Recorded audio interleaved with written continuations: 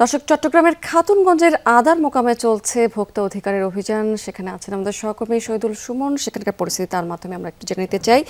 সুমন, এই অভিযান সম্পর্কে একটু জানাবেন, ঠিক কী ধরনের অসঙ্গতি ভোক্তা অধিকারের কর্মকর্তারা দেখতে পাচ্ছেন, একটু জানাবেন আমাদেরকে।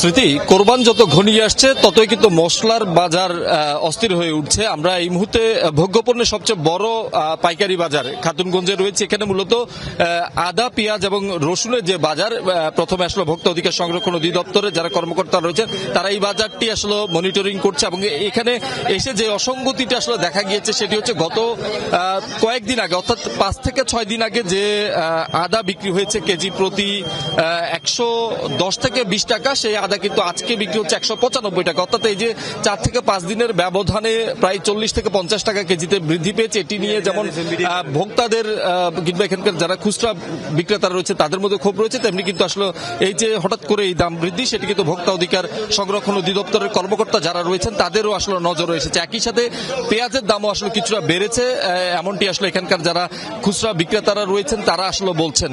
একই সাথে অন্যান্য যে মশলাগুলো রয়েছে, যেহেতু কোরবান ঘনিয়ে এসেছে সেটি দামও বৃদ্ধি পেয়েছে। যেহেতু অভিযান কেবলমাত্র শুরু হয়েছে, একটি আরদে ভোক্তা অধিকার সংরক্ষণ অধিদপ্তরের কর্মকর্তারা এসেছেন এবং আদার দাম বৃদ্ধি পাওয়ায়, অর্থাৎ এখানে কারসাজির মাধ্যমে আসলে দাম বৃদ্ধিতে বিক্রি করার অভিযোগে আসলে এই প্রতিষ্ঠানটিকে, অর্থাৎ নিউ মায়ের দোয়া নামের যে স্টোরটি রয়েছে সেখানে আসলে প্রায় 20,000 টাকা জরিমানা করেছে। আপনি দেখছেন ধাপে ধাপে কিন্তু আরো যে মশলার বাজার সহ অন্যান্য মোকামগুলো রয়েছে সেখানেও আসলে ভোক্তা অধিকার সংরক্ষণ অধিদপ্তরে যারা কর্মকর্তারা রয়েছেন তারা যাবেন।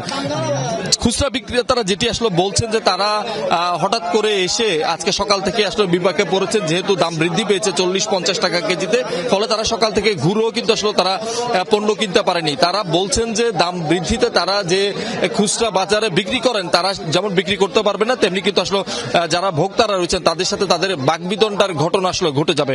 ফলে সিন্ডিকেটের যে কারসাজি রয়েছে সেটি এখানকার যারা ভোক্তা এবং খুচরা বিক্রেতারা রয়েছেন তারা দাবি করছে। তেমনি এই সিন্ডিকেট ভাঙতে ভোক্তা অধিকার সহ অন্যান্য যে আইন শৃঙ্খলা বাহিনী কিংবা জেলা প্রশাসনের কর্মকর্তারা রয়েছেন, ম্যাজিস্ট্রেট রয়েছেন, তারা যাতে সমন্বিতভাবে আসলে অভিযান চালায় সেটি আসলে এখানকার যারা রয়েছেন তাদের দাবি।